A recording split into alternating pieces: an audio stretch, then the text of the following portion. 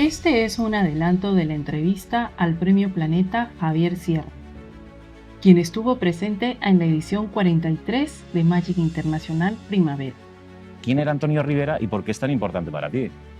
Hombre, Antonio Rivera fue el gran autor de los libros de ovnis en lengua española. De todos estos que piensan en las conspiraciones y demás. ¡Uy! ¿Por qué Javier ha puesto este símbolo en la portada? Bueno, pero Es que decida.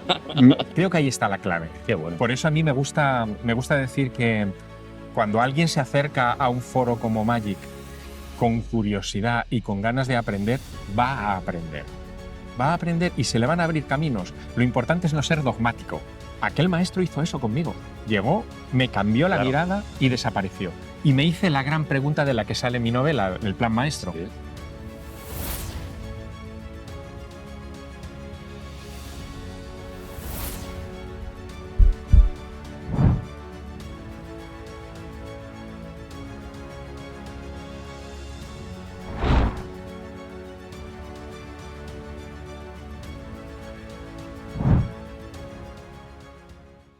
Javier, ¿cuánto tiempo esperando que vengas a Magic? De verdad. Por fin estás aquí. Es verdad que yo había estado en ediciones muy Sí. antiguas del Magic. Recuerdo mucho la del año 98. Yo también. Que fue donde presenté La Dama Azul, era mi primera novela, sí. en un gran foro, estaba muy nervioso, pero bueno, los tiempos evolucionan, todo cambia y me encanta regresar a un sitio donde el pabellón está dedicado a Antonio Rivera. Yo no sé, claro, con la evolución que has hecho tú en tu vida profesional y en tu vida literaria, igual hay gente que te está leyendo ahora mismo que no sabe tu vinculación con Antonio Rivera. ¿Quién era Antonio Rivera y por qué es tan importante para ti? Hombre, Antonio Rivera fue el gran autor de los libros de ovnis en lengua española. Y él, bueno, vivía en San Feliu de Codines cuando yo lo conocí. Le escribí con 15 años una carta diciéndole qué podía hacer, qué debía de estudiar para ser como él. Y él me respondió, a un chaval de 15 años, le respondió y le dijo, mira, para estudiar los ovnis como yo lo estudio y los grandes enigmas como a mí me interesan, tienes que aprender inglés.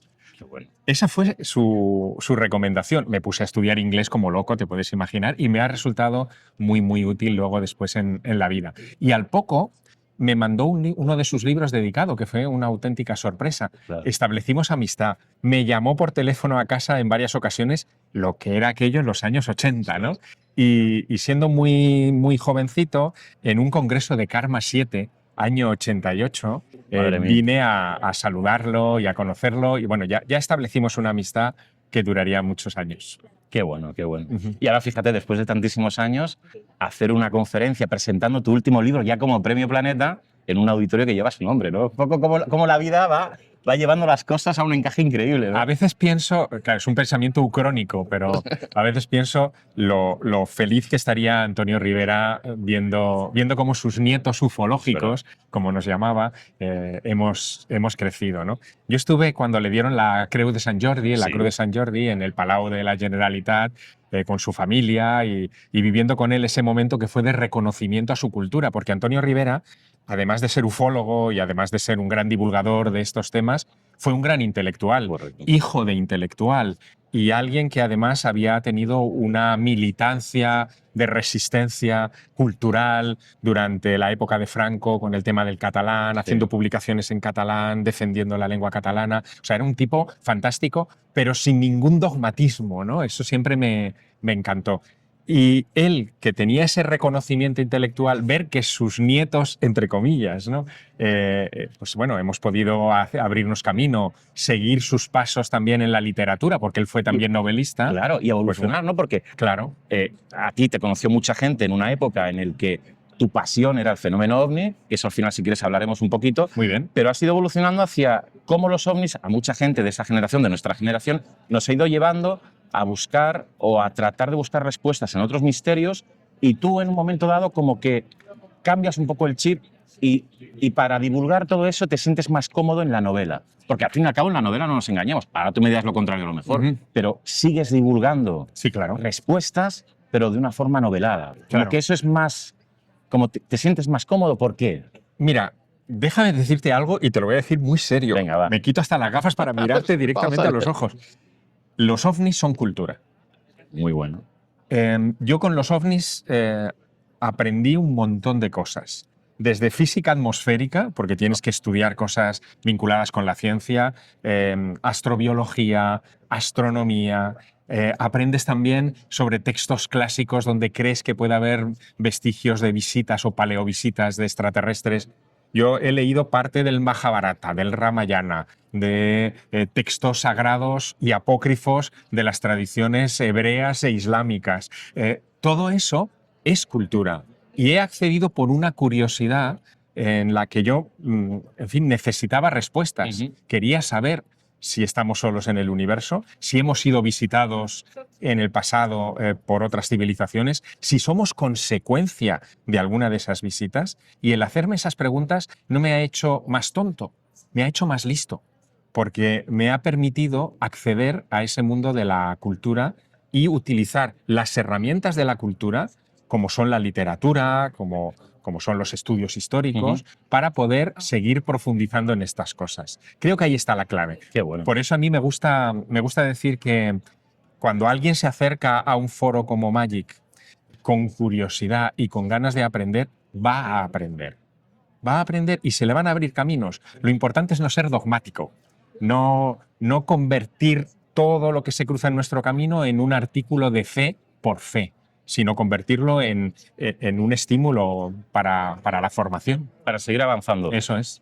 Nosotros vamos a avanzar. ¿Te parece? Vamos a ir dando un paseíto, ¿vale? Porque vamos a hablar de libros. Estamos hablando de libros y qué mejor que para hablar de libros acercarnos a la librería oficial de Magic Internacional, donde nos encontraremos con un montón de libros y vamos a empezar a explorar esa aventura que empezaste hace muchos años en el Museo del Prado, y yo quiero que nos expliques un poco cómo surge, ¿no? ¿Vale? ¿Vale? Venga, pues vamos a ir andando. Vamos. Y explicamos un poquito a la gente. Nos siguen, ¿eh? Mira, está por ahí Carlos Mesa, Joana, nos van a seguir, no te asustes, porque vamos a intentar seguir hablando. Claro, llega un momento que tú creas un libro que se llama El Maestro del Prado. Sí. Y alguien es quien te introduce en eso.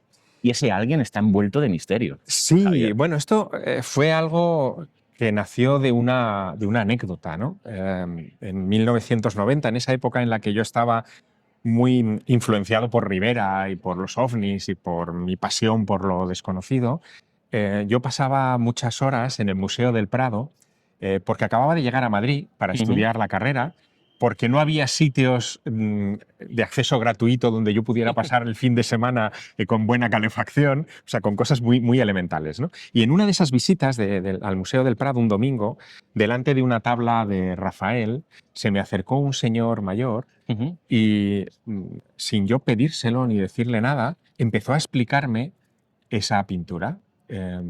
Bueno, yo me quedé perplejo. Claro. ¿Cómo reaccionas ante eso? Claro, porque es que ni saludó. Simplemente empezó a explicarme que los cuadros podían leerse. Me debió ver con cara de pardillo, ¿no? Mira, a este le gustan los ovnis. Exactamente. Bueno, no sé. Y el caso es que empezó a explicarme aquello. Durante 40 minutos me dio una lección magistral e insistió en un punto que luego he convertido un poco en divisa. Y es que el arte no solamente se ve, sino que también se lee. Él me enseñó las claves de lectura de la pintura. Naturalmente me quedé tan asombrado que no le pedí ni su nombre, ni su teléfono, ni nada, pero me quedé con ganas de más, así que regresé muchas veces al Museo del Prado con la secreta esperanza de que me lo volvería a cruzar. Nunca más nuestros caminos, nunca más se encontraron. Pero con los años y con ese recuerdo y con esa cicatriz que me dejó la ausencia de ese maestro, decidí convertirlo en personaje de una de mis novelas, que es El Maestro del Prado. Y ahora he dado un salto nuevo, porque ese Maestro del Prado, de repente me doy cuenta, fíjate lo que es haber leído mucha mitología, ¿no? Me doy cuenta de que cumplía las claves de una serie de personajes mitológicos que aparecen en todas las culturas de la Tierra, que son los maestros instructores o los dioses instructores. ¿Vale? Gente que llega a un pueblo o a una cultura, les enseña algo que les cambia su visión, les enseña a construir zigurats o a mirar el cielo y sacar el cómputo del tiempo del movimiento de los astros, o les enseña matemáticas y después desaparecen. Aquel maestro hizo eso conmigo. Llegó, me cambió la mirada y desapareció. Y me hice la gran pregunta de la que sale mi novela, El Plan Maestro. Sí. ¿Y si hay una línea que se puede trazar entre esos dioses instructores del mundo antiguo y esa pequeña anécdota que a mí me sucedió? ¿Y si existieran realmente esos maestros? Ahí te lo dejo. Bueno, Javier, hemos llegado ya al templo que tanto nos gusta, al templo que tanto te gusta. Y además aquí encontramos pues, parte de la obra y sobre todo esas dos partes, ¿no? Porque primero tenemos el Maestro del Prado y el libro que vamos a presentar en Magic Internacional, el Plan Maestro. Sí. Alguno preguntará, ¿sabes? De todos estos que piensan en las conspiraciones y demás. Uy, ¿por qué Javier ha puesto este símbolo en la portada? Bueno, pero tienes que decir a ver, no es un símbolo, es un jeroglífico. Bueno. Y te voy a decir por qué. Porque está sobreimpreso sobre el Jardín de las Delicias, sobre el lago de la tabla central del Jardín de las Delicias, que si te fijas en la geometría de ese lago, Sí. tiene un aspecto como alargado, como oblongo, que es la prefiguración de un ojo humano. Es el ojo de Dios escondido en el paisaje que todo lo ve. Así que de alguna manera es una advertencia a esos cuadros de la historia universal del arte que tienen escondidos en la geometría, en los huecos de los bosques, en la forma de las nubes, en las sombras, imágenes subliminales que nos están dando otro mensaje por debajo del mensaje oficial. Qué bueno. Y esto ya es una pregunta de escritor a escritor. ¿Cuánto tiempo te ha llevado plasmar y entregar el libro? ¿Cuánto tiempo necesita Javier para cerrar una obra? La verdad, para este libro es toda una vida.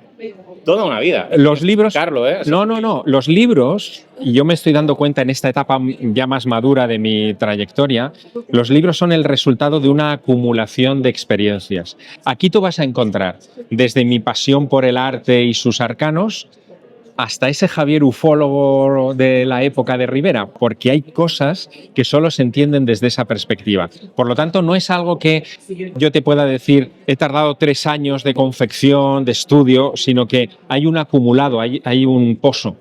Eso es lo que me hace pensar, pero esto es una reflexión muy de este momento mío, esto es lo que me hace pensar que el buen libro siempre es el último, ¿no? Porque es en el que toda tu experiencia y toda tu capacidad está contenido. Así que eso es el plan maestro. El plan maestro, y ya también, ya que estamos con confesiones, sí. Saber que cuando yo leo a Javier, sobre todo en los últimos libros, me da una sensación, ahora tú me vas a decir si sí o si no, que hay una serie de silencios. Ajá.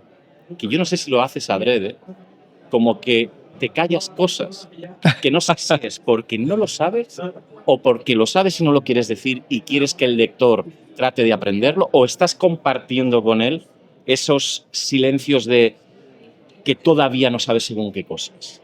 Bueno, me alegra esa pregunta, que no es nada convencional. Los silencios en mi obra son respeto al lector. Es esa manera de decirle, yo no tengo la verdad, tampoco la tienes tú, pero la verdad hay que buscarla. Y el silencio es lo que te permite la libertad de buscarlo. Hay muchos autores que buscan imponer su visión, su esquema, su dogma al lector. Yo soy alérgico a los dogmas. Prefiero que el lector se sienta con la libertad de aprovechar esos silencios para saltar a otros textos, para reflexionar sobre lo que acabo de contarle, para unir él los distintos puntos que le he dado y trazar su figura. Es una señal de respeto, Alfonso. Respeto al lector, que eso es tan importante, y respeto con los que tienen los amigos de la librería Te Quiero, que además tiene un nombre que me permite seguir a la pregunta, porque te quiero seguir preguntando. La última. Estamos paseando por Magic, este es uno de los pabellones, y antes has comentado algo, ¿no? Que es el animar a la gente a que a eventos como Magic vengan con la mente abierta, porque de alguna manera siempre se puede conseguir ese conocimiento, ¿no? Hubo una época en la que se sentía como que determinados temas no encajaban unos con otros, ¿no? Parecía que, pues, por ejemplo, un evento como este pues no pudiera venir alguien como Javier Sierra a hacer una conferencia o que algo muy científico, como por ejemplo nos ha pasado en una última edición que viniera Tito Vivas a hablar de Egipto y decirle a la gente, oye, que todo es muy normal allí. ¿Tú crees que es positivo o que es negativo el que la gente trate de buscar la magia en disciplinas que no se puede demostrar nada mediante, digamos, las convenciones establecidas por la ciencia, por ejemplo?